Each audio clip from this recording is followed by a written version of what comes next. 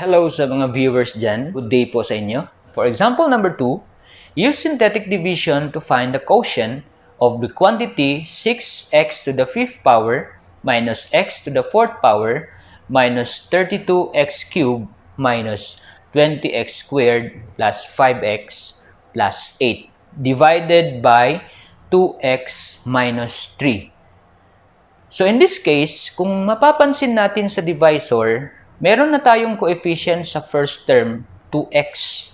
So how do we do that? First, we are going to determine the value of r. So kung titingnan natin 2x minus 3, kung i-equate natin sa 0, we are going to find the x. Posing the negative 3 to the right side, 2x equals to 3. To be able to eliminate 2, divide both sides by 2. We have x is equals to 3 over 2. So the value of r must be 3 over 2.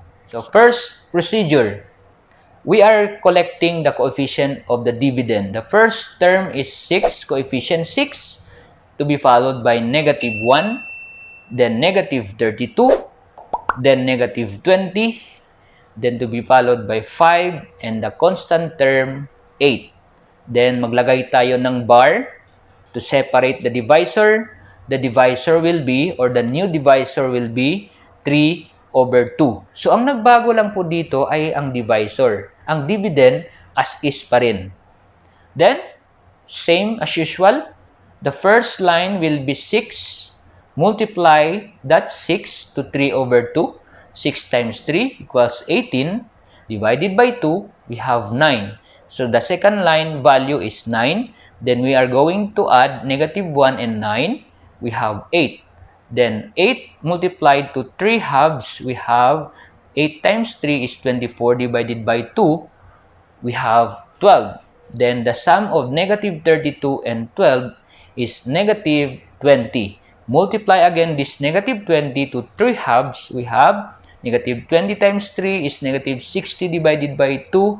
We have negative 30. Then, the sum of negative 20 and negative 30 is negative 50. This negative 50 is multiplied again to the divisor 3 halves. Negative 50 times 3 is negative 150. Divided by 2, we have negative 75. Then, the sum of 5 and negative 75 is negative 70. Multiply again to the divisor 3 halves. Negative 70 times 3, we have negative 210 divided by 2. We have negative 105. So the sum of the last line 8 and negative 105 is negative 97. So the quotient for this, kung titingnan nyo yung given is raised to the 5th power ang highest or leading term. Be divided by the binomial or first degree. So, yung 5 na yan, magiging 4th power. Therefore, the quotient for this, collect the coefficient of the answer, 6x to the 4th power plus 8x to the 3rd power minus 20x squared minus 50x minus 70. Remember that the last answer will be our remainder. So, the remainder for this is negative 97. Now, what will happen to that answer? Remember kanina na nag-divide tayo ng 2. Both sides, yung nakuha natin yung value ng r. This time, the quotient should also be divided into 2. So, 6 divided by 2 becomes 3. So, 3x to the 4th power.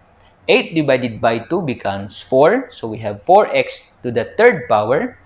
20 divided by 2 or negative 20 divided by 2, we have minus 10x squared. Negative 50 divided by 2, we have negative or minus 25x. Then we have also negative 70 divided by 2 becomes minus 35. Therefore, our final answer for this example is 3x to the 4th power plus 4x cubed minus 10x squared minus 25x minus 35 plus the remainder for that is negative 97 over the original divisor is 2x minus 3. Tatandaan lang natin dito sa topic na to, when you do a synthetic division, dapat sigurado yung arrangement from highest to lowest degree or descending order.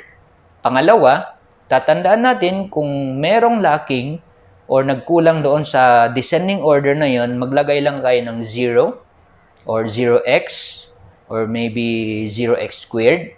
Then, kung ang divisor natin is meron ng first term coefficient, kailangan natin isi-simplify in getting the value of x, kagaya ng nangyari dito sa example number 2. Walang mahirap sa math, kailangan lang talaga ng tiyaga. So, good luck sa inyo. Don't forget to subscribe to my channel. Click the notification bell para ma-notify po tayo. And sana wag tayo bibitaw sa channel na to dahil marami pa akong gustong i-upload. Hindi lang para sa sarili ko, para sa inyo. Thank you for watching and have a good and prosperous year for this year. And sana'y malampasan natin lahat ng problema. Bye!